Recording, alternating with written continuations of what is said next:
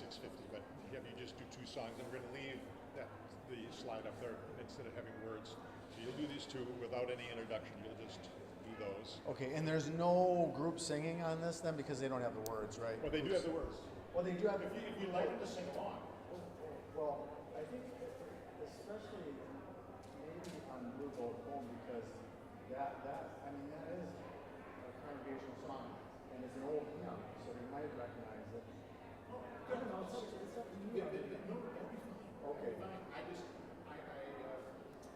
People may be coming in during that time, but there will be people sitting down and I can have them sing along. Okay. My brother's going to say, well, you sing the book. Will you sing along? Oh, good. Okay, so Yeah, right, so just tell people that. you know what's okay.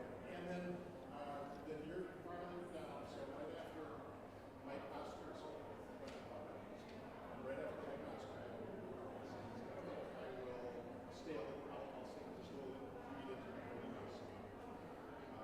And then we get to the end, we call it actually Okay. And do they have, yeah, they have it right. for holding now and for touch the water, they're going to be on the screen. Okay. Great. Great. I'll for sure have them sing on the Friday night. Oh yeah, yeah. And some of them may know Holy Now, and I can. So whatever. Yeah, we're one of those. It's going to be. Casual. It's casual. It's serious, but casual. Yeah, yeah. Okay. It's not. Okay. And can I? Yeah, we got both. All right. We got plenty. Thank you. I printed up more than what people will be coming. Okay. Yeah. Yeah.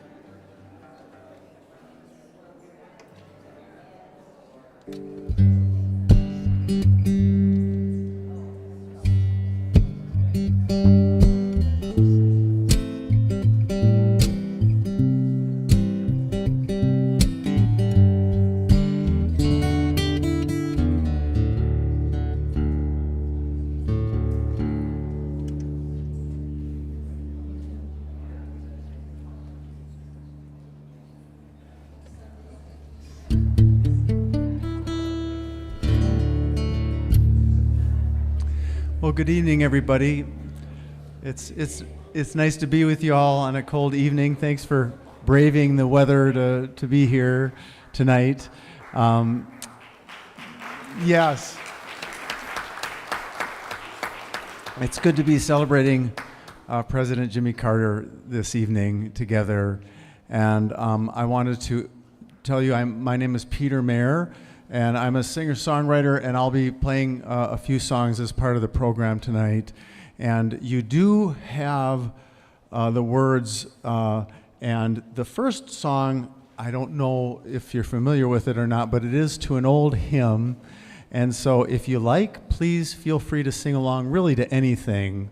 And this song celebrates our life here on our little blue planet together. It's called Blue Boat Home.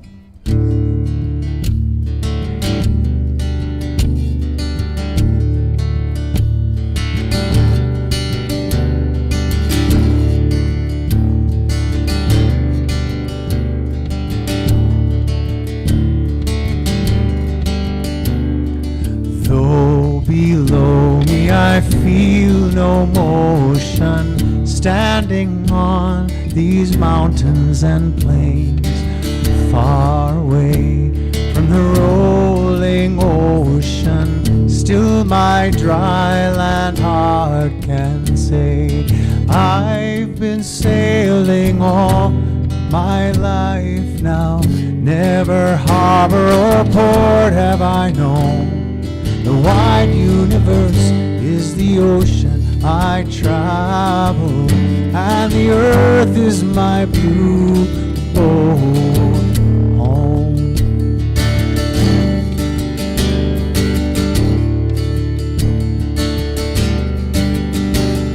Sun, my sail, and moon, my rudder, as I ply the starry sea, leaning over the edge in wonder, casting questions into the deep, drifting here with my ship's companions, all we kindred pilgrim souls, making our way by the lights of the heavens in our beautiful blue boat home.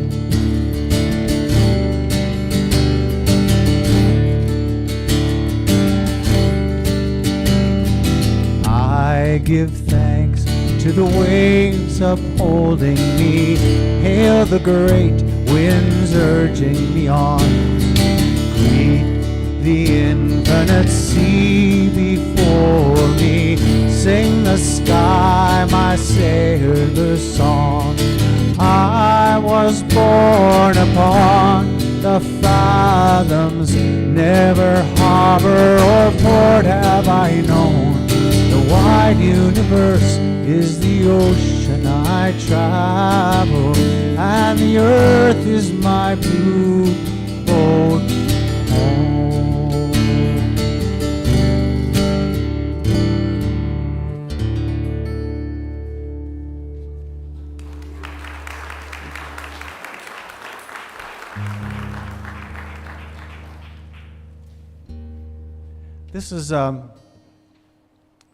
This next song is called Sacred Song, and I think it really emulates, the life of Jimmy Carter and his sense of service to all of us. And it just occurred to me, I'd like to, okay, let's see. Oh, now I'm going to draw a blank. This is based on See, forgive me. I was going to read you the quote that inspired this, and now I can't remember whose quote it is. I've got it in here. Hold on, give me one more second, and if not, I'll just sing the darn song. Here it is. Okay, so it's from George Bernard Shaw, and it's a brief quote. It goes like this. This is the true joy in life, the being used up for a purpose recognized by yourself as a mighty one, being a force of nature instead of a feverish, selfish little clod of ailments and grievances, complaining that the world will not devote itself to making you happy. I am of the opinion that my life belongs to the community, and as long as I live, it is my privilege to do for it whatever I can. I want to be thoroughly used up when I die, for the harder I work, the more I live. Life is not a brief candle to me. It is instead a sort of splendid torch which I have got hold of for a moment, and I want to make it burn as brightly as possible before handing it on to future generations.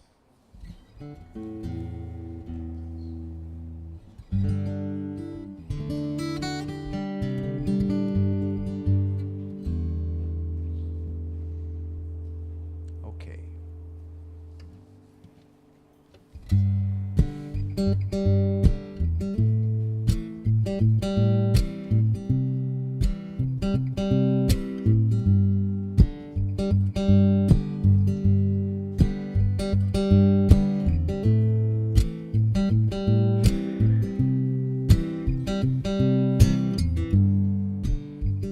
Life's not a note long. Life is the whole song that played long before me and will after I'm gone. Life is no match flame. Life is a great blaze, the fire animating you and me. So while I live my life, I'll carry that torchlight and hold it way up high through every dark night. I will take my turn, keeping that flame burning, seeing it delivered to the next in line. This is my true joy, to use my one voice, and with all of life join in that sacred song. With every step sing, and whenever I can bring another along. And from that firelight I'll take a bright spark to give a passerby with a hopeless heart. A bright spark for courage, for love and for service, to kindle a purpose that the heart can find. This is my true joy, to use my one voice, and with all of life join in that sacred song. With every step sing, whenever I can bring another along.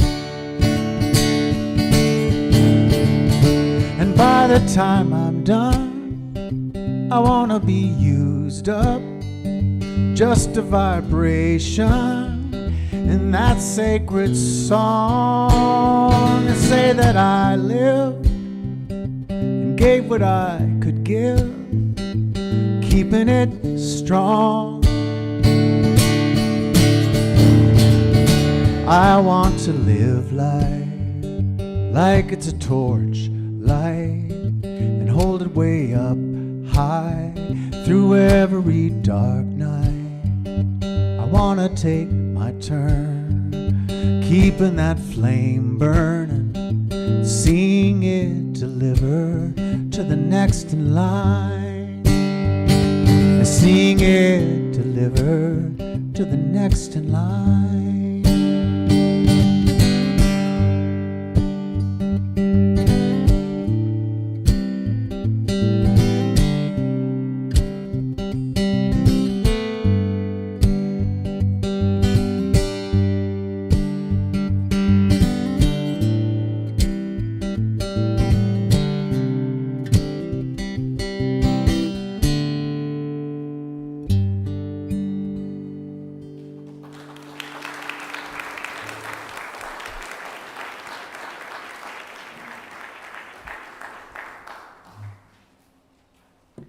Good evening and a warm welcome on this frigid night to those who are here, and welcome to the many people that I think will be streaming tonight. For those here, if you need a bathroom, if you go out through the doors, take a right, look to your left, and you'll find 2 bathrooms there. We are on Dakota land. We recognize the unique relationship between the Dakota peoples and their traditional territories where they continue to live and work. Our land acknowledgement is an ongoing process as we grow in our awareness and support of the sovereignty and rights of the Dakota people. When Jimmy Carter died, I'm sure you all heard wonderful eulogies and read articles about all that he accomplished in his life. But some of us notice that in all of that writing, Friendship Force was never mentioned, and we know that that was important to him. With President's Day coming, we thought, aha, this would be a great opportunity to look at the many ways President Carter and First Lady Rosalynn Carter worked for peace and justice. At this time of turmoil and fear, we need to believe, like they did, that ordinary people can do extraordinary things. Jimmy and Rosalynn recognized the importance of personal relationships in bringing about peace. So with their friend, Wayne Smith, they traveled the world establishing Friendship Force clubs. There are now over 80 clubs, and new ones are being formed. Through homestays with other clubs, we not only learn about other cultures, but develop friendships. We use the word ambassadors to describe the travelers. With most diplomats, discuss ideas around a formal conference table. Friendship Force ambassadors gather around the kitchen table, the picnic table, and the campfire. There we share ideas and values and hopes. Last year, our club hosted a club from Southwest Florida and another one from Japan. In August, we had an outgoing journey to Mongolia, and Mary Cunningham brought back a yurt from Mongolia that's out on the friendship table, so take a look at that. During the week that we are hosting, we plan many activities that highlight the Twin Cities. We tour the capital, visit museums, and enjoy the natural beauty of our parks and lakes. We also participate in a program called Open World. It's one of our favorites. This is a government program that brings professionals from other countries to learn what we are doing in their field of work. We develop a program of field trips, interviews, and other activities related to their profession. Friendship Force is a very active club. We have many activities every month, and you can see a little display of them on the friendship table out there. A favorite is called Leo. It means let's eat out. And on the 14th of every month, someone from the club selects a restaurant, and we all join for good food and conversation and laughter. This past Friday, we were at a Greek restaurant, Christos, which is here in South Minneapolis. We have a hiking group that when we have nice weather, we have a leader to go to plan special trips for hiking. And on Monday, there are a group of people that Zoom in and are studying and speaking Spanish. Another program we have is called Great Decisions. It's a time when we gather together, read and discuss issues that impact the whole world. We also try to keep aware of other cultural activities that are happening in the Twin Cities. So we hope that all these activities and whatever we do will realize the motto of Friendship Force, which is, a world of friends is a world of peace. Now, Ed Ehlinger, who's the force behind all this gathering, will now introduce our other speakers.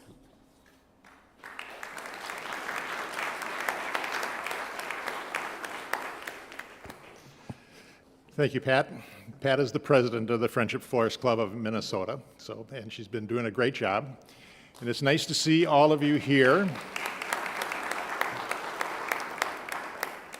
We were hoping for a little bit larger crowd, thinking about, good, solid Minnesotans can go out in the cold, but, they're online. I know they're online from across, not only.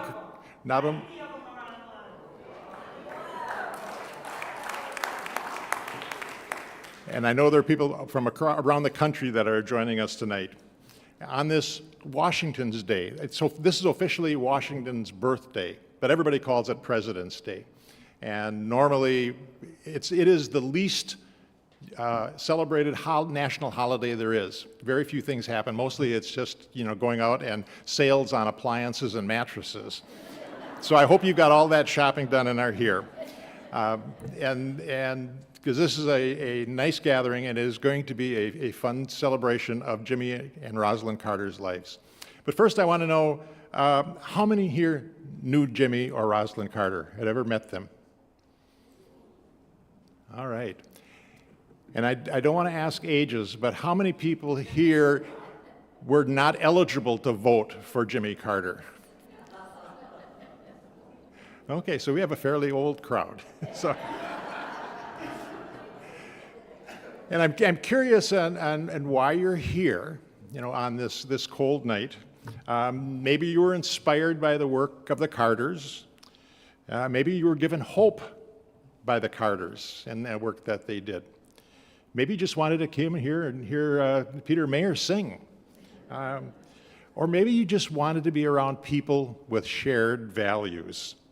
I'm getting the feedback from folks around the country that is one of the most important things at this point in time, is to get together with people with shared values. But whatever the reason, I'm really glad you are here.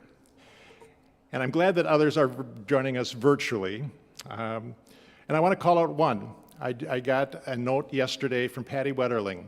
Today is Jacob's 47th birthday. And speak about somebody an individual who made a powerful difference in this world. Patty Wetterling and the work that she has done has just been a tremendous value to children, to families, and our society throughout the state. So that a little bit about friendship, and I want you to do one thing before we get started. I want you to find somebody near you that you may not know, introduce yourself, and tell them why you're here. Now, you may be sitting together with a bunch of folks, but let's just take 30 seconds to introduce yourself to somebody you don't know and tell them why you're here.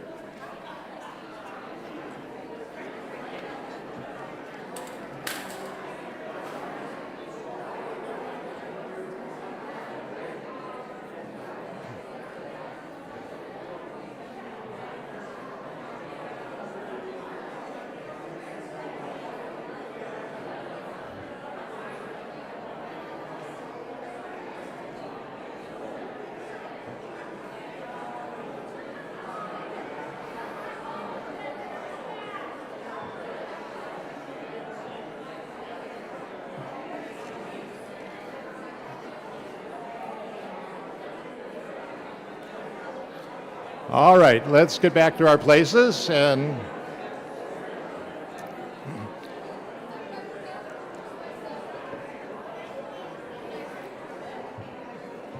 all right. Now this is where I should have a singing bowl from the church to call us back together.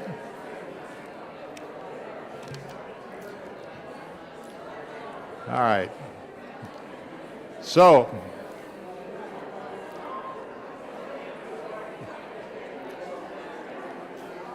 I love the social ability of this group. This is good. All right.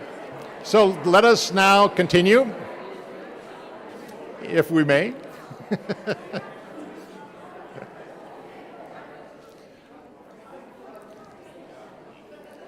All right, and you've noticed that this is a church. You know, we are in church, but this is not a religious event. But as you can tell already from Peter's songs, that this is a sacred event. It is sacred in that this is important. It's built around values. It's entitled to reverence and respect. A lot of joy and lots of noise, but this is a sacred event because we're all together sharing values in an important conversation. Now, and as Pat mentioned, that the eulogies that Jimmy Carter had were all about, most of them were about what he did while he was in office, and we're going to talk a little bit about that, not a whole lot, just a little bit. But we're going to cover the things mostly in his post-presidency. And you'll see that many of the things that happened in his post-presidency time have a definite link in Minnesota. And I think you'll be surprised at some of the connections that Jimmy Carter and Rosalynn Carter had to Minnesota and have to Minnesota. But there are some who can't be here that we really wanted to include, particularly around civic engagement and voting. And Steve Simon, Secretary of State, was going to be here and he just couldn't make it. And I tried to get Mark Ritchie, and he's visiting a friend of his who's in hospice. But Secretary Simon does have a table out there with a lot of information about voting and civic engagement. The other group that we could not get because it just didn't fit into their schedule was an American Indian group, because to celebrate the American Indian Religious Freedom Act, which was one of the important things that the Carter administration passed. And it's really important in Minnesota, which is the birthplace of the American Indian movement, AIM, where we have 11 federally recognized tribes, and where we have a history of major trauma and conflict between the colonizers and the American Indians. And that American Indian Religious Freedom Act was really important. And so I'm sad that we're not able to get somebody here to talk about that, but just keep that in mind. The other is we invited Senator Klobuchar, and she couldn't make it, but she did send a letter. So let me just read what Senator Klobuchar said. Thank you so much for the invitation to attend this meeting, to honoring the life and legacy of the late President Carter and First Lady Rosalynn Carter. Though my schedule prevents me from joining you in person, I'm with you in spirit as you celebrate the legacy of President Carter and First Lady Rosalynn Carter. President Carter earned a special place in the hearts of Minnesotans when he invited Senator Walter Mondale to join the presidential ticket. On the wall in the Carter Museum in Atlanta are Vice President Mondale's words, uttered shortly after their 1980 defeat, summing up their 4 years in office, which I think are really important. He said, "We told the truth, we obeyed the law, we kept the peace."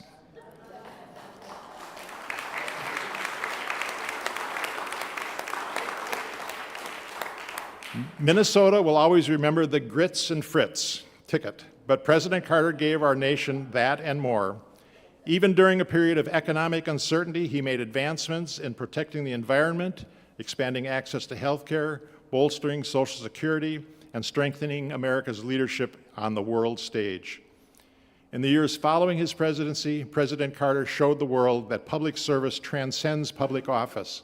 He founded the Carter Center, which to this day is advancing peace, public health, and human rights across the globe. His devotion to serving others continued until the very end. So many of us were moved by the videos of him building homes alongside fellow Habitat for Humanity volunteers in his final years. I was lucky enough to share several wonderful memories with President Carter in his hometown of Plains, Georgia, We prayed together at Maranatha Baptist Church. I watched him teach Sunday school, and we shared pimento cheese sandwiches.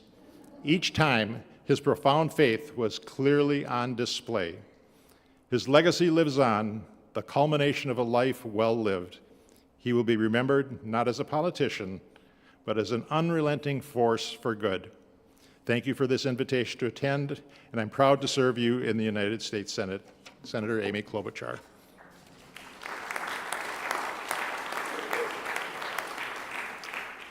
So tonight what we're going to first do is start a little bit, we're going to have a little video here to show a little bit about the Friendship Force International, which is the national thing. And then we're going to have one of the speakers, our past president, Louise Anderson, talk about her experience with Friendship Force.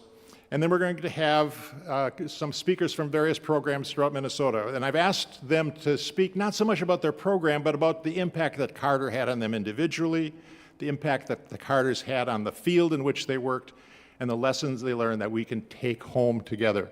Because what I really want us to do is learn the lessons from Carter that we can take into the world. And we're not going to have question and answer after each of these presentations, but all of the speakers have agreed afterwards to stay at tables out in the reception area and answer questions. So there's a little sign with the people, there's name, and so if you have questions for any of them, there's a chance to go talk about that. So let's see that video of Friendship Force International.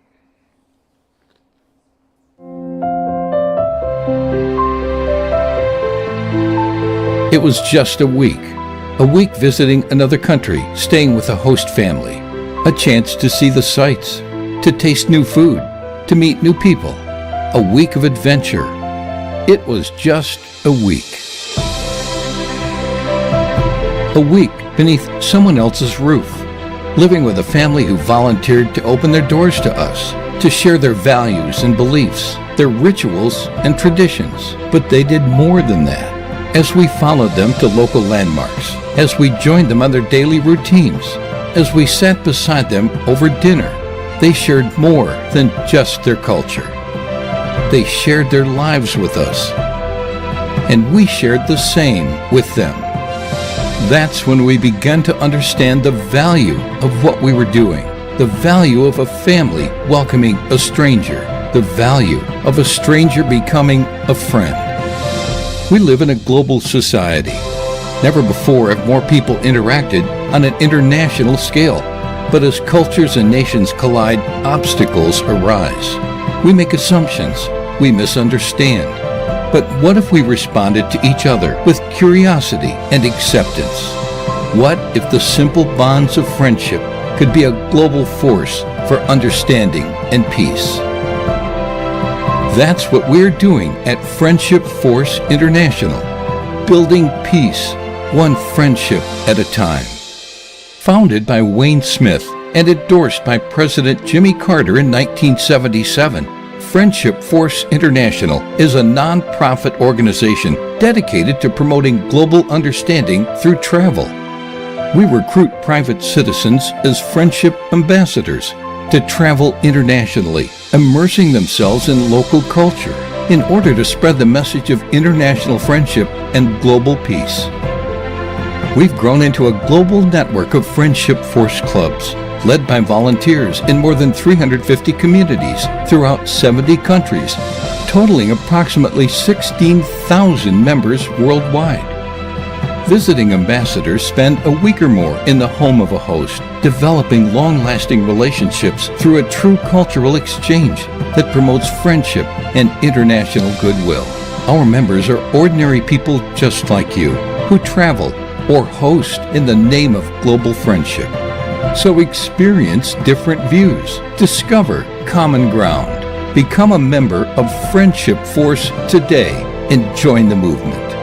It's just a week that can change your life, a week that can change the world.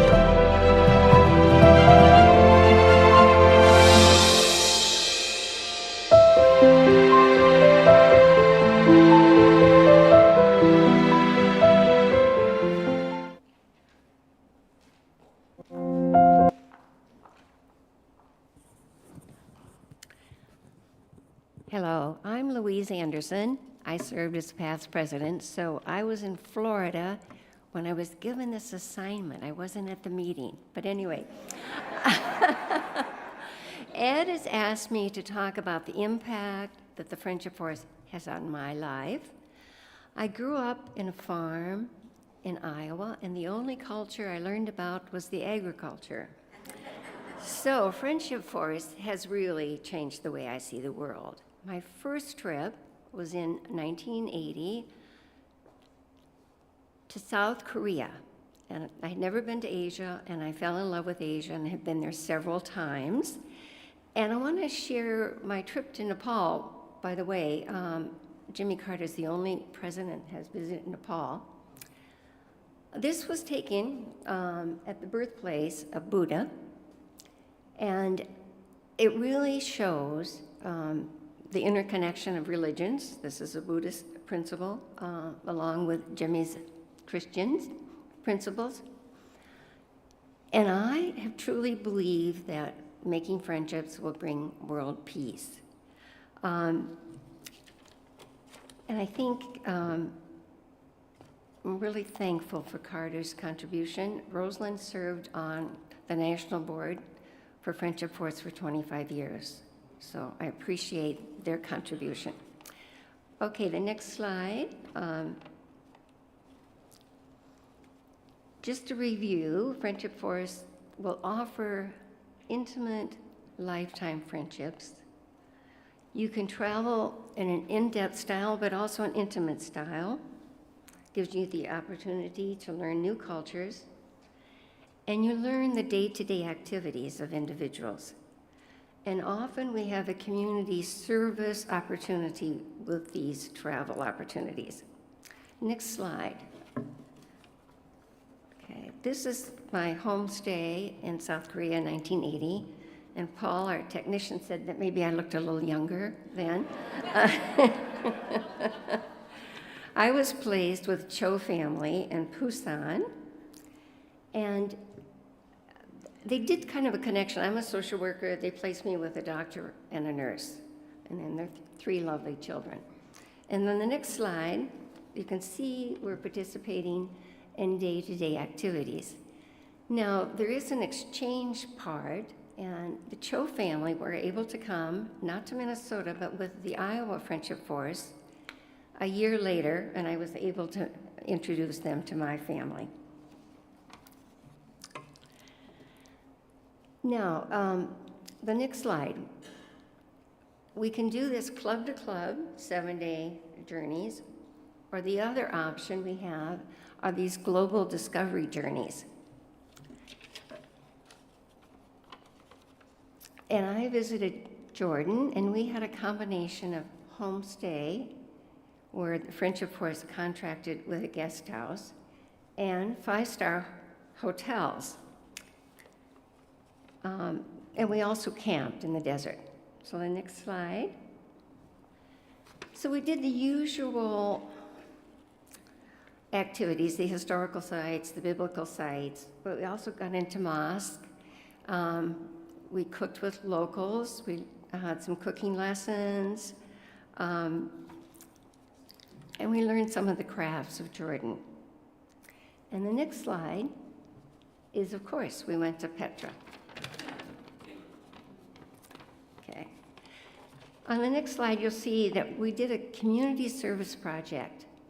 We spent 3 days picking olives for the family we stayed with.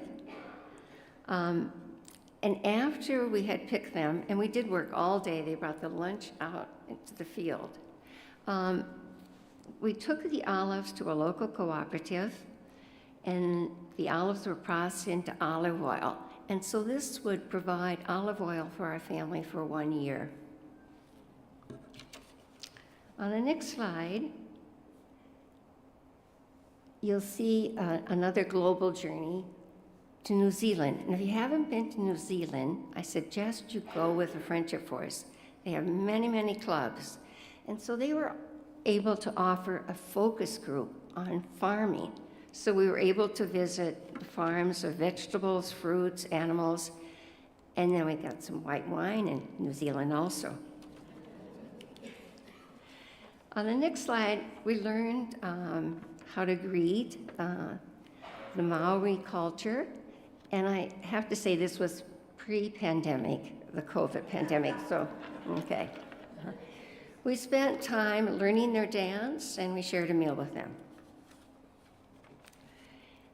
The next slide demonstrates our community service on this trip. There were 16 in our group, and we planted 16 trees, one for each of the ambassadors. So, in summary, lifetime friends can be developed with Friendship Force. You can understand others and promote world peace. And anyone can join, and the first year is free. Thank you.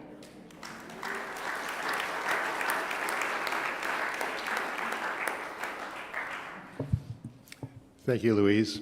The next slide. I have not gone on any outbound journeys, but I have had the opportunity, next slide, Paul, to actually host people. I've hosted somebody from Taiwan, and from Japan, Lithuania, and Ukraine.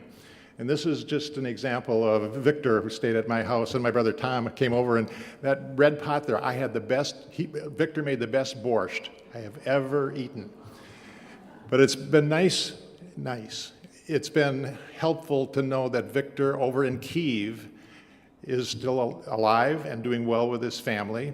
He works for the government. To have somebody there to communicate with about what's going on makes what's going on over there really very real. Similarly, the people in Lithuania that stayed with me, there's those connections, and the same thing in Japan and Taiwan.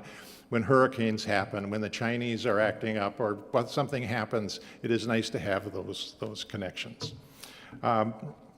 So that's my experience. So now we're going to kind of shift into what happened after Carter's presidency and get to some of the other organizations. The next slide just is a recap of some of the things that actually occurred during his presidency. And some of them are sort of really prescient to what's happening today.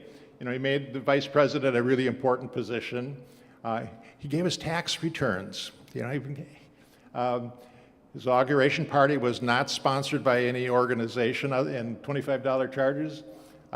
He used gender-neutral terminology, and he sent his daughter to a public school. And then on the next slide, and I won't go through all of these, but this just shows, as Stuart Eisenstadt said at the eulogy, Jimmy Carter's presidency was not a failed presidency. It was a powerful president. He didn't get re-elected, but that did not diminish the number of things that he did. So before we kind of delve into the organizations here in Minnesota that are following up on what Jimmy Carter kind of laid the groundwork for, I'm going to show a video clip from the Carter Center that shows the general areas in which President Carter was working.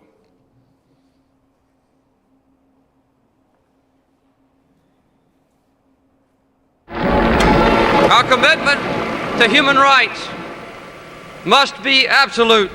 The struggle for human rights overrides all differences of color or nation or language. The Carter Center was founded when we first left the White House. We decided that we wanted to continue our work promoting peace and human rights. Do it 'cause you want to. I had worked with all different organizations when Jim was president. Got roots down to the core. So I thought it'd be a good idea to get everybody together. We never anticipated that this would happen. Your sun is burning, reaching across this plain. We will eradicate guinea worm. We will eliminate trachoma. We will control other diseases. That is what our commitment is to continue the legacy of President Mrs. Carter. We had a President's Commission on Mental Health when we were in the White House.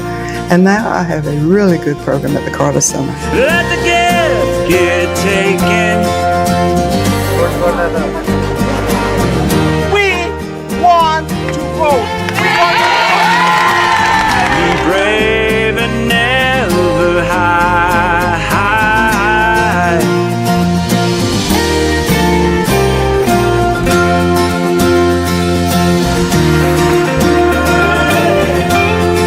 can call on us. We'll be here.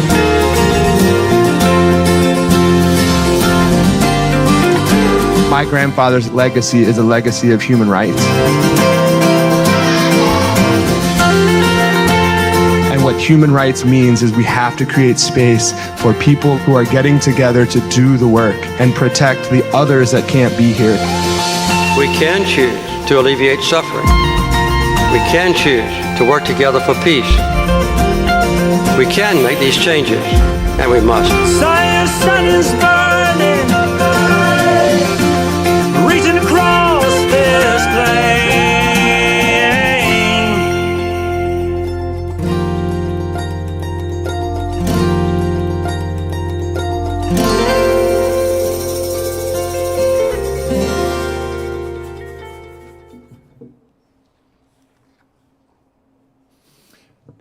Now, please welcome Cristen Incitti, who is the President and CEO of the Minnesota Habitat for Humanity. Do you want this mic?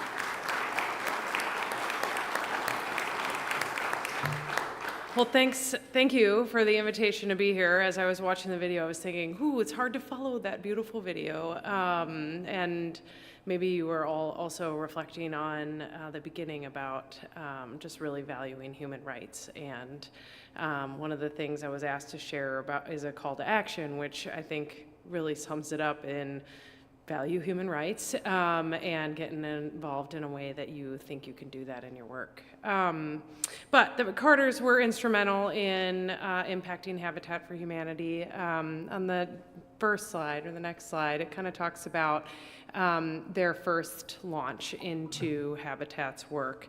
And in March of 1984, President and Mrs. Carter volunteered with Habitat in Americus, Georgia, not far from their own home. And for those of you who aren't familiar, Habitat for Humanity was founded in Americus, Georgia, and its roots are actually on a farm called Koinonia Farms. And Koinonia Farms was founded by Clarence Jordan, who was a reverend, during the Civil Rights Movement. And their vision was a world where community would come together, white folk and black folk come together, an interracial community during the Civil Rights Movement, where everyone was coming together to take care of each other and to develop this farm. And that really inspired Habitat for Humanity's mission, which is bringing people together to build homes, community, and hope. And the Carters really helped put Habitat on the map, essentially, with their commitment to Habitat for Humanity. On the next slide, it talks about the Carter Work Project. For those of you who are here in the Twin Cities, you likely remember the Carter Work Project happening this past October. It's actually come twice to the Twin Cities, and my story of meeting President Carter was when President and Rosalynn Carter came in 2010. And they came and we hosted 2 days, one in Minneapolis and one in St. Paul, and they built on homes in both cities. And my experience is, at the time I was working for Twin Cities Habitat for Humanity, working with the Habitat home buyers who were purchasing their homes. And the family who worked alongside President Carter, Malo is her name, in North Minneapolis, they worked directly alongside each other every day, or the whole day that they were there. And he was fully committed, and we kind of joke in the Habitat space about how President Carter enjoyed taking a lunch break, but then after a very brief time, he would say, it's time to get back to work. So they really lived out the idea of it's good to rest, but also make sure that you get back to work, and did that through the Carter Work Project. So they, there's some good photos of when they were here actually in 2010. So you can tell the date because Senator Al Franken is standing behind them. So that's how you know it was the first time. And so the Carter Work Project became an annual build across the globe with their vision, and they did it for 41 years. And they would rotate from the US to a global location. And it was mentioned that Carter was the only president to visit visit Nepal. Well, one of the Carter Work projects also happened in Nepal. And so they were really committed to building and working alongside community members. And on the next slide, it shows some of the stats. So more than 108,000 volunteers in 14 different countries, and more than 4,400 homes were built through the Carter Work project.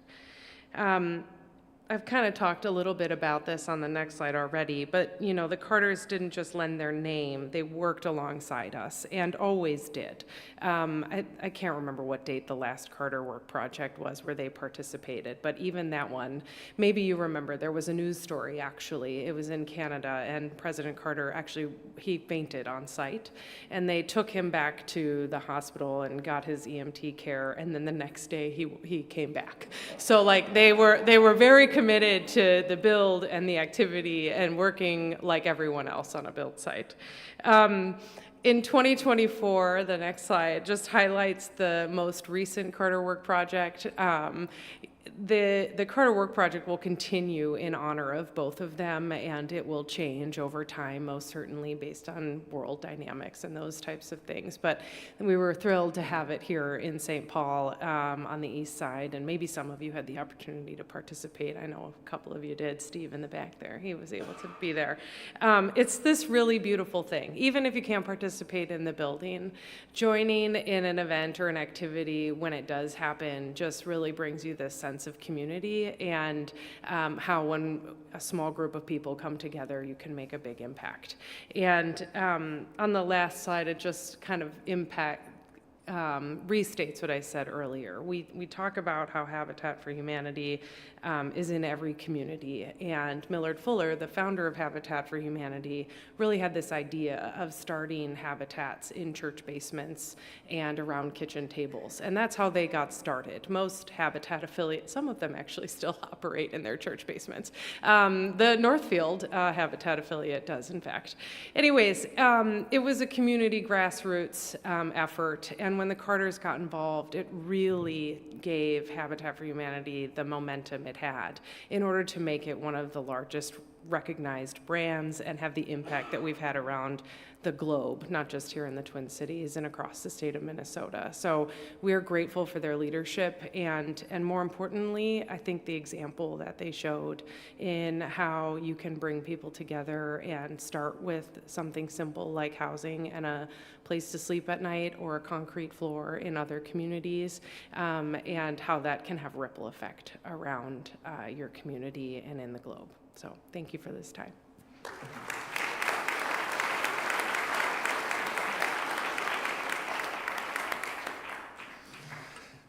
Thank you, Cristen. I always learn something with each of these speakers, even though I've sort of prepped with them. It's nice to know that. I never had a chance to actually meet Rosalynn or Jimmy Carter. But I do have some connection, and it really reflects the fact that he also knew how to attract good people to him. And he also knew how to help good people succeed. And certainly Walter Mondale, who I'm sure many of, if not most of you, have met, was one of those people who just was a magnificent person, a great leader, a humanitarian who did lots of good things nationally and certainly in Minnesota. And then he worked a lot with the Minnesota Public Health Association, of which I was the president of for a year. And so he was a really strong supporter of public health and health in general. The other is, two other connections that I had was with Surgeon General Julius Richmond. Julius Richmond was the person who started Head Start, and he started the neighborhood health centers, and he became part of the president's cabinet as the Assistant Secretary for Health and Surgeon General, and continued that push, particularly for maternal and child health kinds of issues, which is the field I'm in. And just as an aside, but kind of at least kind of fun for me, is that I helped start an organization called City Match, working on improving health of moms and babies in urban centers. And because I was the first board chair of City Match, they named an award after me. And I got to give the Ed Ehlinger Award to Julius Richmond. One of the greatest honors I've had. That was just really great. The other person is William Fagey. Bill Fagey, born in Iowa, spent a lot of time in the Boundary Waters, has been to Minnesota multiple times. He was the director of the Centers for Disease Prevention and Control, CDC, and was the first executive director of the Carter Center. He is the person who set the stage for the eradication of smallpox and a whole variety of other things. And I bring this up because our next speaker, Mike Osterholm, has been also known these folks, and he did meet the Carters, and so he's going to talk about the public health kinds of implications that President Carter and Rosalynn Carter have had. And for the next slide, he's not having, Mike doesn't have any slides, so I put this one. There's a documentary coming out called The President and the Dragon. It's coming out sometime this spring. And it talks about President Carter's work on eliminating infectious diseases in the developing world. So that's the dragon. But there are also good dragons, dragons who can help us. And I think Mike Osterholm is one of those dragons. He's one of those good dragons. And how do you teach a dragon? There's a movie about that, and Pete's Dragon. So, Mike, tell us a little bit about what President Carter had to do with public health and changing the world.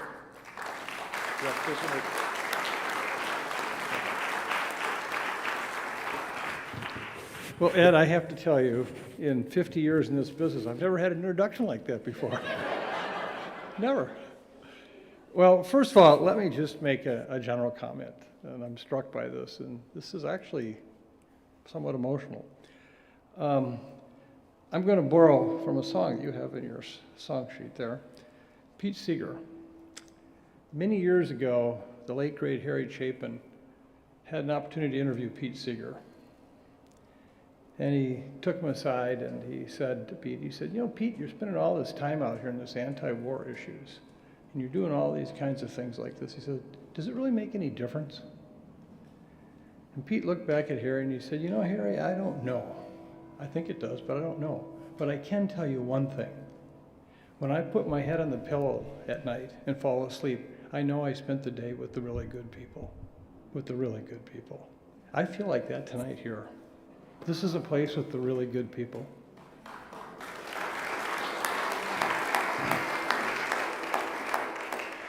And of course, all of us here could never say no to Ed on anything. If it had been 120 below, I'd be here tonight, okay?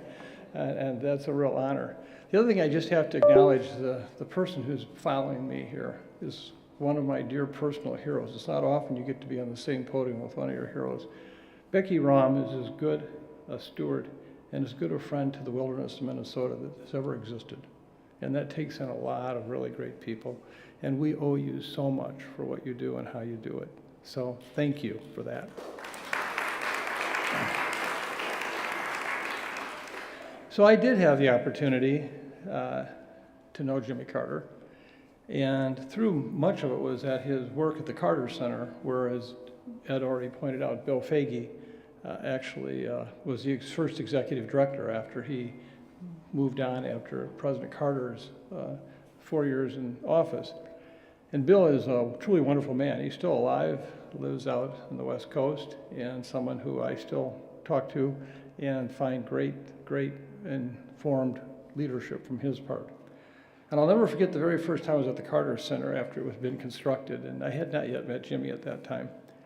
And Bill was giving me a tour of the place, and we came to his office, and his secretary was there, but he wasn't. He said, would you like to go in and see it? I said, sure. And I, stupid me, small Iowa farm town boy, I said, you think I could sit in his chair? He said, okay, sure, go ahead. Well, wouldn't you know, that's when President Carter comes back. My first experience with President Carter was I had to get out of his chair. I think that was something that was good, because he never forgot me after that.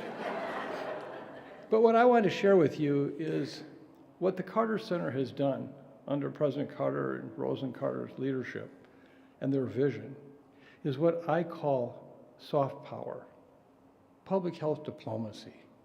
Not wars, bullets, and guns, but kindness. By saving lives, by having maternal health clinics, by bringing safe and fresh water, by taking on diseases that are part of the low and middle income countries that are often just forgotten by the rest of us. His most notable one, which you've already seen the slide, guinea worm, which is a horrible disease. This is a parasite that basically infects you when you ingest it with drinking water that actually is contaminated with a certain little insect that actually has picked up the egg for this parasite.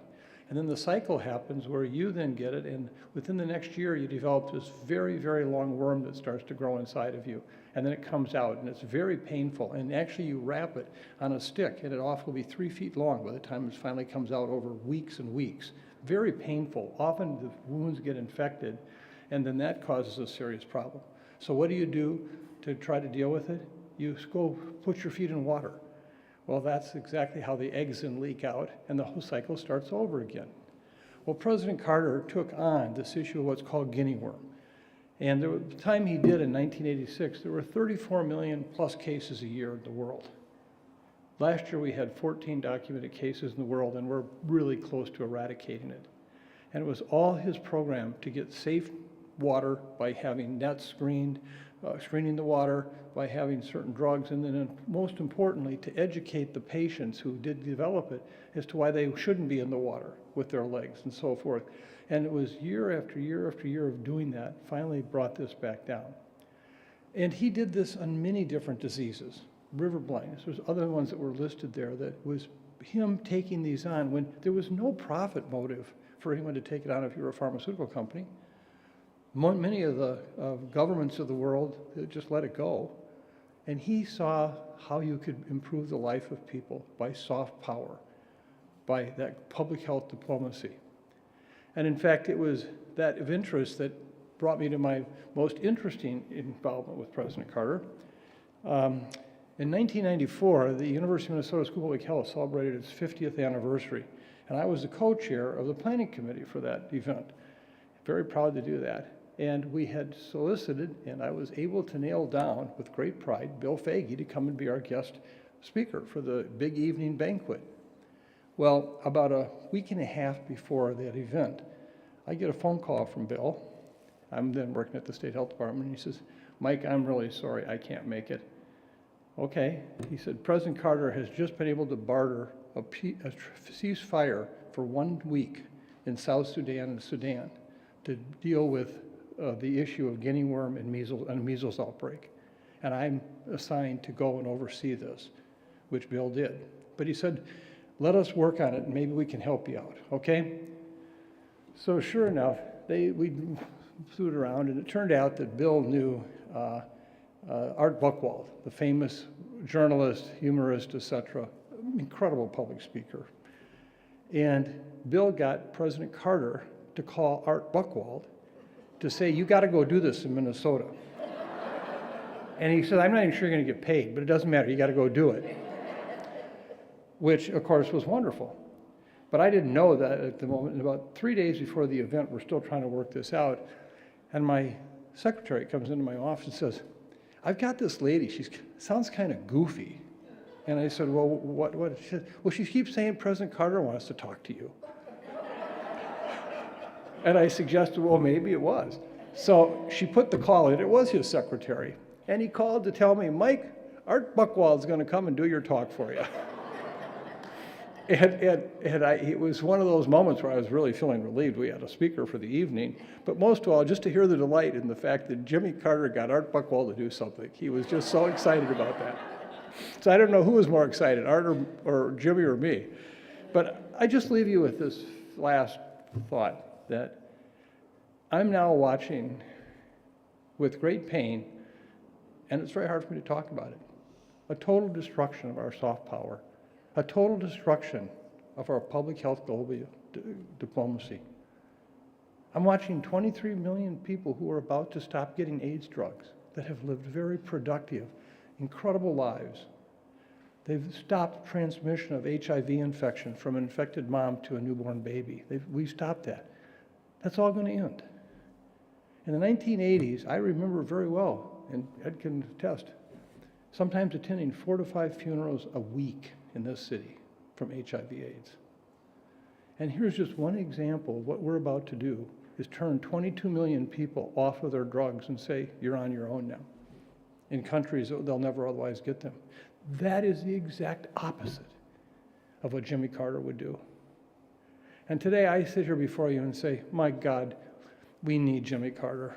And he can't be here in person, but we as a community have to be here in spirit. And every day you got to get up and say, he's not here, but I'm going to do my Jimmy Carter today. And we ought to take that on as a badge of courage.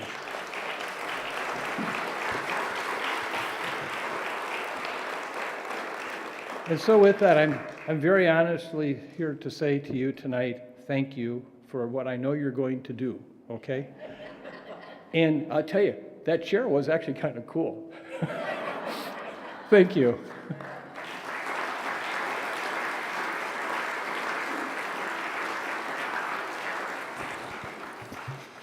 Mike, thank you very much, both for being a wonderful dragon. You are a good, powerful dragon, and thanks for the challenge to all of us to do what we really need to do to rebuild or to maintain what we have and build it even stronger at times of really struggle and strife. And you really talked about the work is really holy work, sacred work. Peter, I think we got ready for a little bit of music. And it really, I like this song, and I think many of you probably know this song, but it reflects the fact that holiness is all around us. The things that we really need to pay attention to are all around us. The important things are all around us all the time, and we just have to have a little different perspective on those. And so let's turn it over to Peter.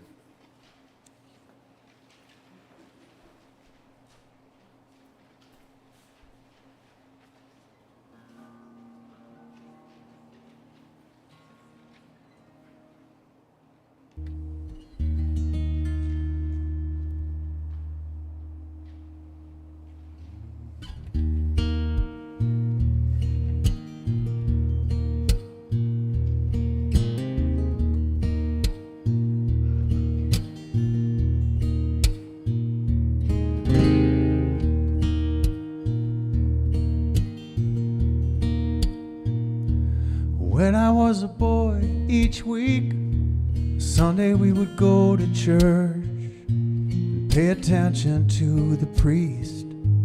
He would read the holy word, consecrate the holy bread, and everyone would kneel and bow. Today the only difference is everything is holy now. Everything is holy now.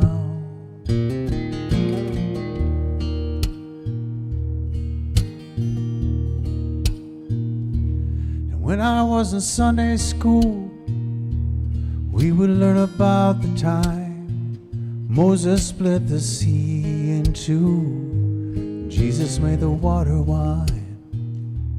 And I remember feeling sad. Miracles don't happen still. But now I can't keep track, 'cause everything's a miracle. Everything's a miracle.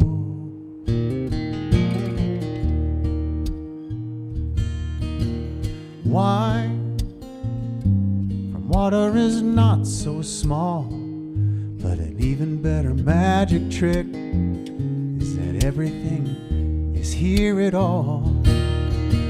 So challenging thing becomes not to look for miracles, but finding where there isn't one.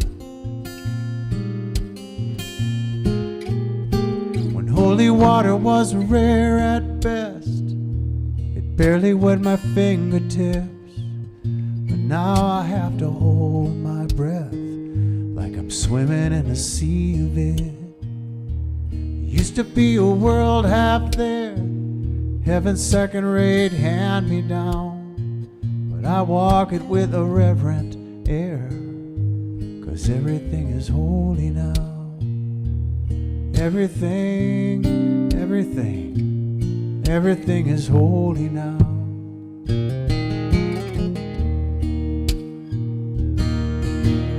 Read a questioning child's face, say it's not a testament that'd be very hard to say. See another new morning come. Say it's not a sacrament. Tell you that it can't be done.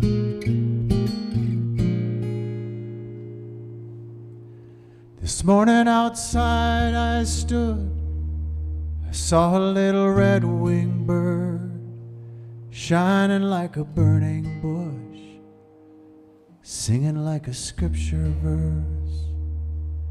It made me want to bow my head. I remember when church let out, how things have changed since then. Everything is holy now. It used to be a world half there, heaven's second-rate hand-me-down, but I walk it with a reverent air, 'cause everything is holy now.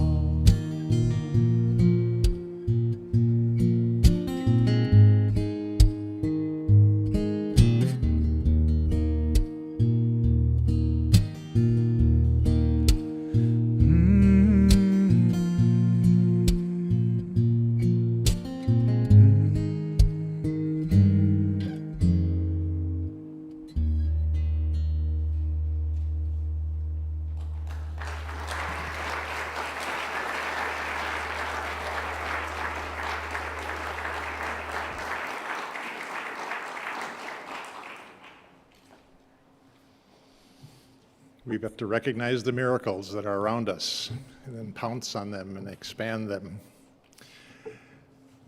All right, one of the things that President Carter did was a lot of work on environmental factors. And before we turn it to Becky Rom from Save the Boundary Waters, I thought it would just be nice to review a few of the things that President Carter did. A lot of environmental action that he did is one of his legacies. Certainly knew about climate change before anybody else, and did the actions that move that forward, got action on that. So with that in mind, let's bring up Becky Rom, who's the executive or the national chair of the campaign to save the Boundary Waters.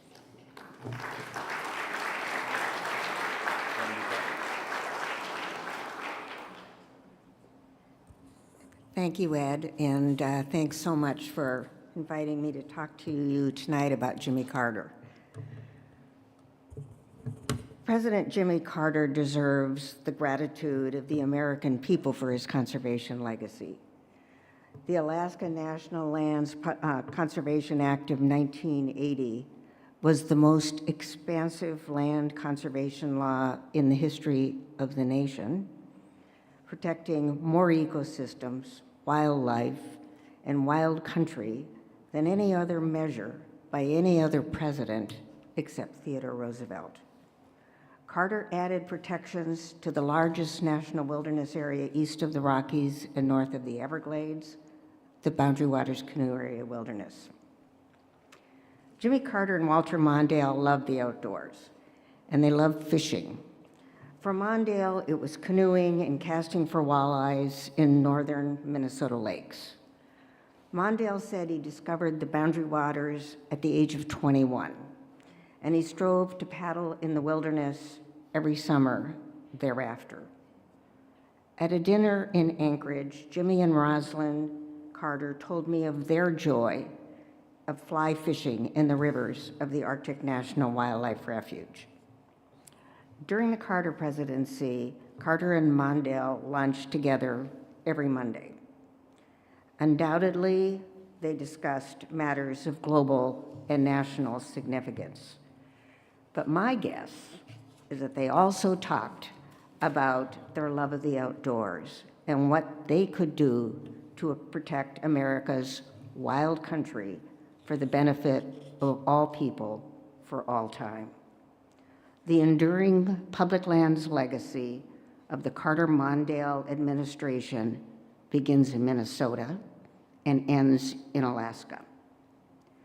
Protected administratively as a wilderness beginning in 1926, the Boundary Waters nonetheless faced ongoing threats of dam building, logging, mining, resort development, and seaplane incursions.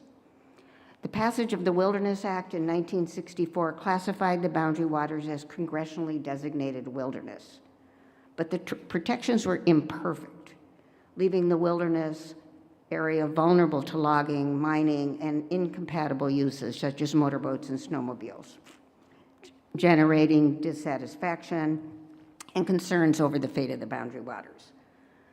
The Cotter-Mondale administration supported full wilderness protection of Minnesota's cherished wilderness canoe country. I testified before Congress about the lessons I learned as a member of a family-owned canoe trip outfitting business, where I witnessed the excitement and the gratitude of thousands of Americans who traveled to northern Minnesota to canoe one of the most precious landscapes in the nation. On October 21, 1978, President Carter signed into law the Boundary Waters Wilderness Act, which amended the 1964 Wilderness Act to ban mining and logging and to limit motorboat use.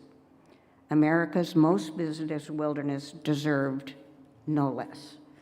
The Boundary Waters is our nation's only significant lakeland wilderness and the very first national wilderness area in the country where mining was banned. Congress was deadlocked in facing a 5-year deadline to designate Alaska public lands as either national forests, national parks, and refuges. Taking charge on December 1st, 1978, President Carter exercised his authority under the Antiquities Act of 1906 to establish 13 national monuments covering 56 million acres of Alaska lands, thus protecting these lands from exploitation, preserving natural wonders and historic sites, and ensuring that the traditions of Native Alaskan people would continue until a legislative solution could be found. President Carter coupled this bold initiative with continued advocacy for legislative protection of Alaska's wildest land and waters. 2 years after the 1906 Antiquities Act was used to establish the national monuments in Alaska, President Carter scored his biggest conservation victory during a lame duck session after he was voted out of office. 100 million acres of Alaska lands were protected under the Alaska National Interest Lands Conservation Act, signed into law by President Carter on December 2nd, 1980. This law is referred to as ANILCA. Its acronym. ANILCA is viewed as the greatest land conservation law ever passed in the nation and likely in the world. The law established 16 wildlife refuges, including the Arctic National Wildlife Refuge, the largest national wildlife refuge in the country, 13 national parks, 2 BLM conservation areas, 26 wild and scenic rivers, and more than 56 million acres of national wilderness areas. It expanded 2 national forests. Finally, the act provided safeguards for subsistence hunting and fishing rights for rural Alaskans. For perspective, Alaska lands protected by ANILCA covered an area the size of California and represents over 60% of our nation's national parks, over 50% of our nation's congressionally designated wilderness, and over 80% of our terrestrial wildlife refuges.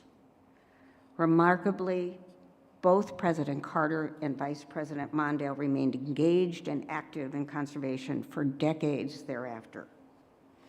In 2022, at the age of 97, President Carter joined with conservation groups to oppose a land swap approved by Trump's Interior Secretary David Bernhardt that would have allowed construction of an 11-mile gravel road through the Eisenbeck National Wildlife Refuge in Alaska.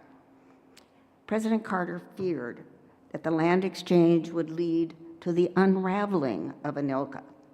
He said that he sought to defend the unrivaled wilderness in the national public lands of Alaska. In June of 2015, I answered the phone in my home near Ely and was surprised to hear Mr. Mondale on the other end of the line. "Becky," he said, "I can help you now. What would you like me to do to protect the Boundary Waters?" Until his death in April of 2021, Mondale and I worked closely to protect the Boundary Waters from copper mining proposals. Mondale penned 5 opinion editorials and was drafting his 6th at the time of his death. In 2016, he partnered with Ted Roosevelt IV, whose great-grandfather, Theodore Roosevelt, had established the Superior National Forest in 1909. Their opinion editorial was published in the New York Times, and I'm going to quote from the opinion editorial. "It is irresponsible to jeopardize an irreplaceable resource for something readily available elsewhere. President Theodore Roosevelt, who created the Superior National Forest in 1909, implored Americans to cherish the nation's natural wonders. As a sacred heritage for your children and your children's children. Do not," he continued, "let selfish men or greedy interests skin your country of its beauty, its riches, or its romance. Conservative thinking dictates that we manage the boundary waters under the precautionary principle. If we err, it must be on the side of environmental safety. We must risk no harm to a pristine environment. In their time, several presidents, both Roosevelts, Harry Truman, Jimmy Carter, have acted to defend this irreplaceable wilderness. There should be no copper mining anywhere near the boundary waters today or ever." Mondale remained devoted to permanently protecting the boundary waters, calling it the obligation of each generation. He consistently implored public officials to meet that obligation through the final weeks of his life. We desperately need now leadership like that of President Jimmy Carter and Vice President Walter Mondale to help us thwart the pillaging of our wild public lands for private gain. Thank you.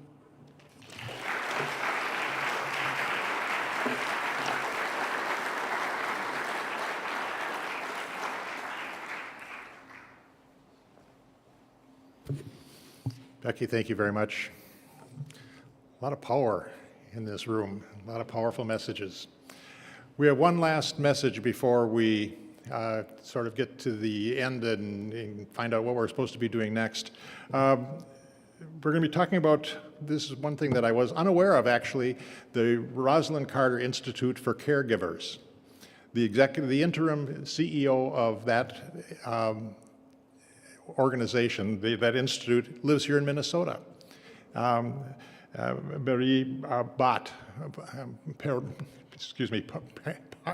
Pervi Bhatt is the interim CEO, and she couldn't be here this evening, but she sent some slides, and Pat is going to go over those slides in Parvi's absence.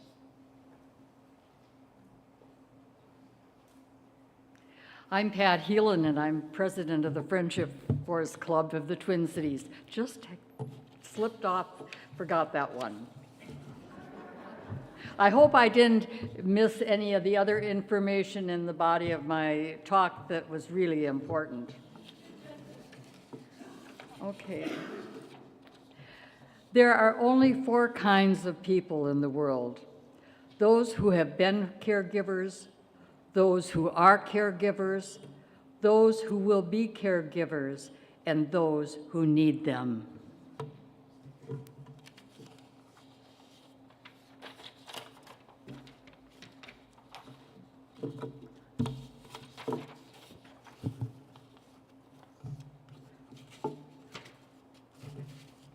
Okay.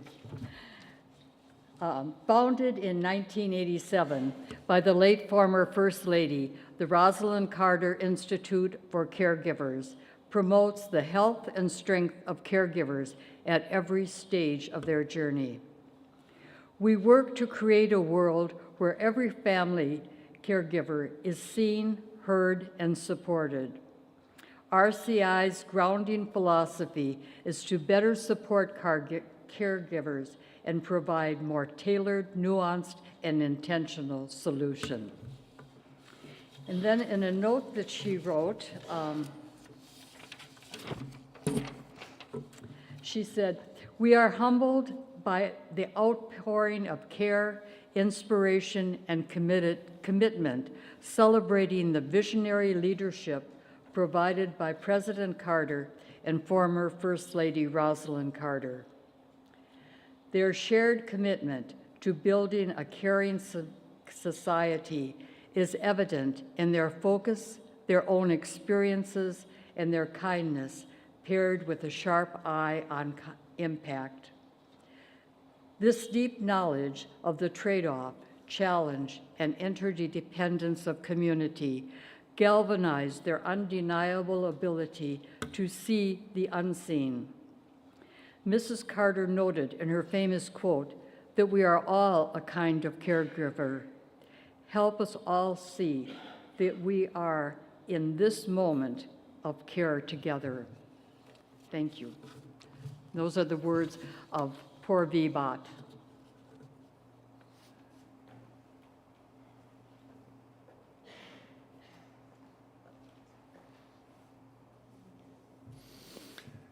I hope some of these talks are taking you to where you never thought you wanted to go, but we're in this together. So before we end, we have a little video that really is Jimmy Carter's challenge to us.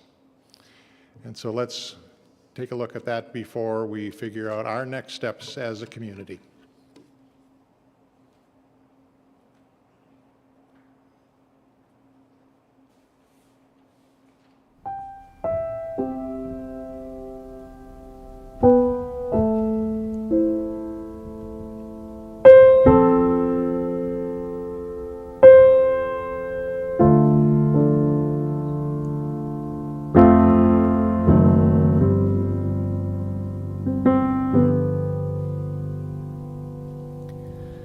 All we've been given by those who came before, the dream of a nation where freedom would endure, the working prayers of centuries have brought us to this day. What shall be our legacy? What will our children say? Let them say of me, I was one who believed in sharing the blessings I received. Let me know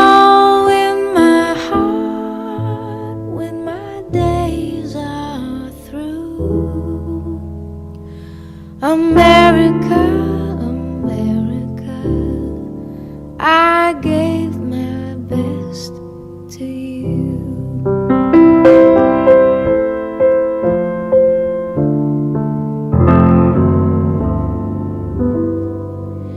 Each generation, from the plains to distant shore, with the gifts they were given, were determined to leave more. Battles fought together, acts of conscience fought alone. These are the seeds from which America has grown.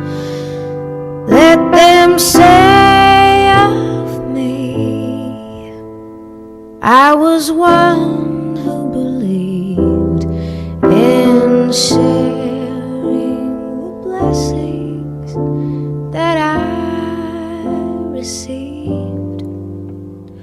Let me know in my heart when my days are through.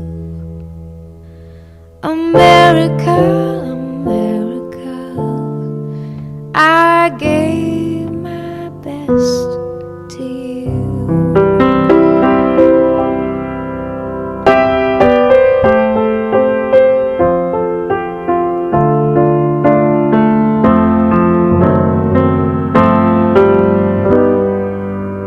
For those who think they have nothing to share, who feel in their hearts there is no hero there, know each quiet act of dignity is that which fortifies the soul of a nation that will never die.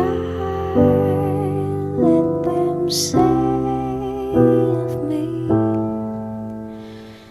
I was one who believed in sharing the blessings I received. Let me know in my heart when my days are through. America, America, I gave my best to you. America, I gave my best to you.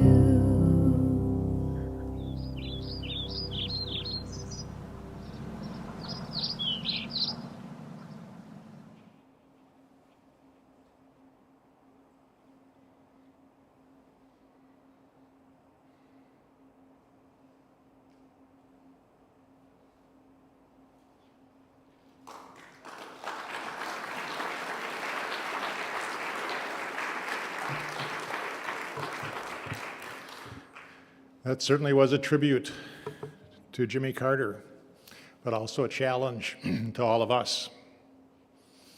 That challenge, America, America, he gave his best. It's dependent upon us to do that. So consider from that song, what blessings have I been given? What opportunities have I been given? What power do I have? What will be my legacy? As you think about that, consider the message of the Carters.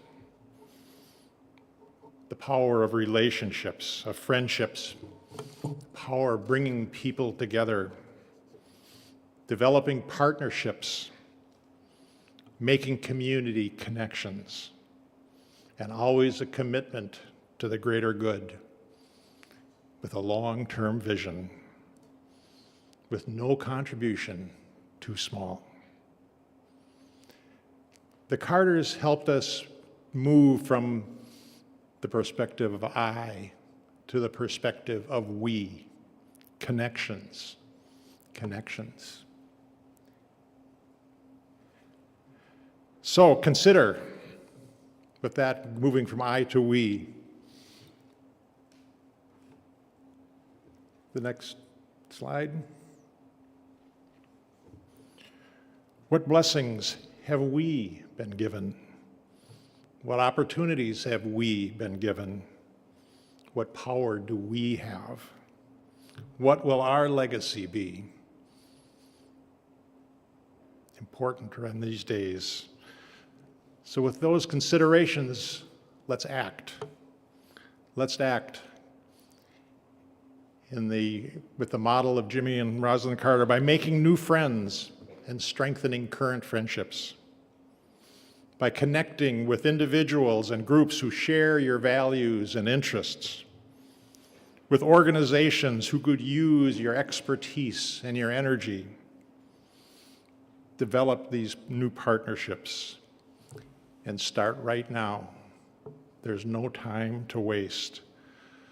So that when we think of our legacy, we can think about our neighborhood, our community, our country, our world, that we gave our best to you. That is our challenge. It's the most important challenge now, given all of the turmoil and chaos in our world. We have some responsibility to make those little miracles, to recognize that what we're doing is sacred, holy work.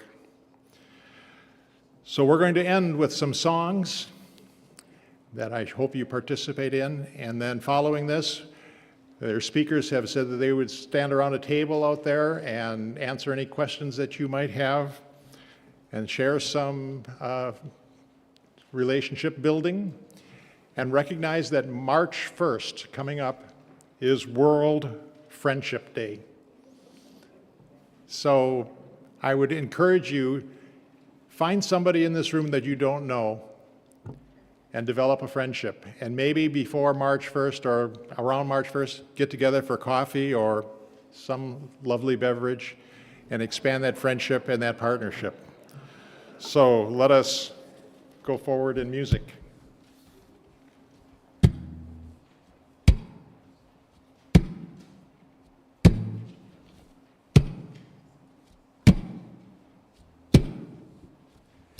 If you wanna shout, wanna right some wrong, you can sing about it in a righteous song. And if you want a way to raise your voice up higher, you can be a singer in the justice choir. If you are a citizen heavy of heart, you could take a tenor or an alto part. You can be a flame in a great big fire. You can be a singer in the justice choir. Sing out, make a better world, make a sound wave like a flag unfurled. Sing out like a liberty bell, ring out the truth you tell. Sing out, make it be known, sing like the trumpets of Jericho. Sing out at the tyrant's wall, sing until the last brick falls.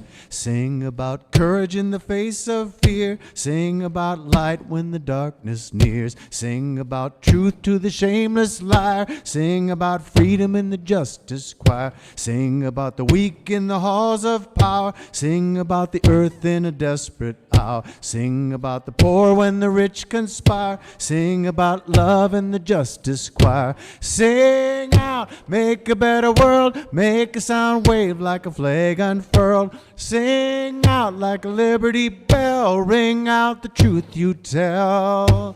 Sing out, make it be known, sing like the trumpets of Jericho. Sing out at the tyrant's wall, sing until the last brick falls. If you want to shout, want to right some wrong, you can sing about it in a righteous song. And if you want a way to raise your voice up high, you can be a singer in the justice choir.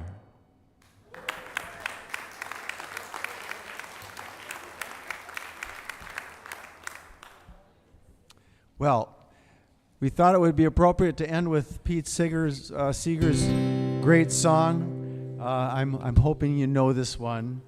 So, but the words are in your pamphlets if you need them. So here we go.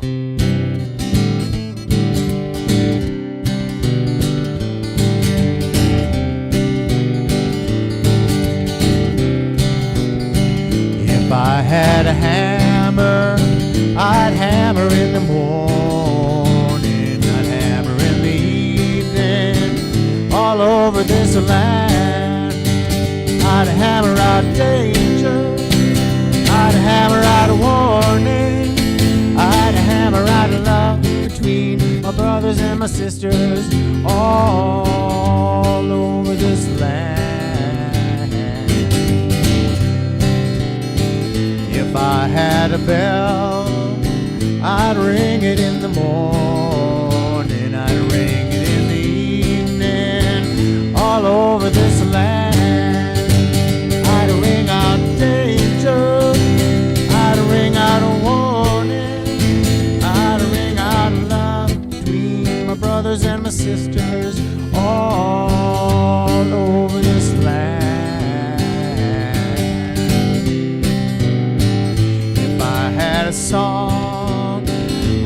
sing it in the morning, I'd sing it in the evening, all over this land. I'd sing out danger, I'd sing out a warning, I'd sing out love between my brothers and my sisters all over this land. Well, I have a hammer and I've got a bell and I've got a song to sing all over this land.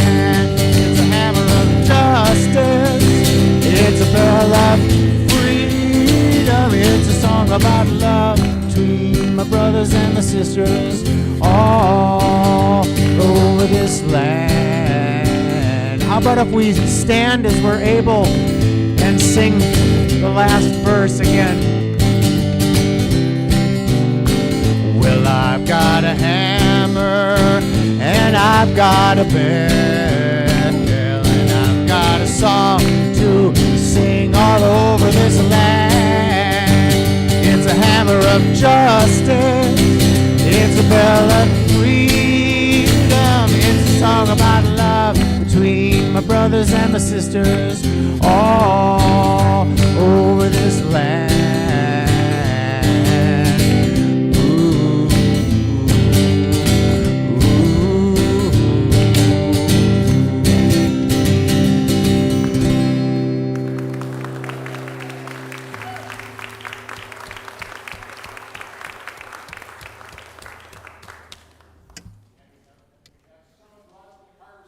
Cookies out there, and I think we even have some of the recipes for those cookies. So let's go do some socializing.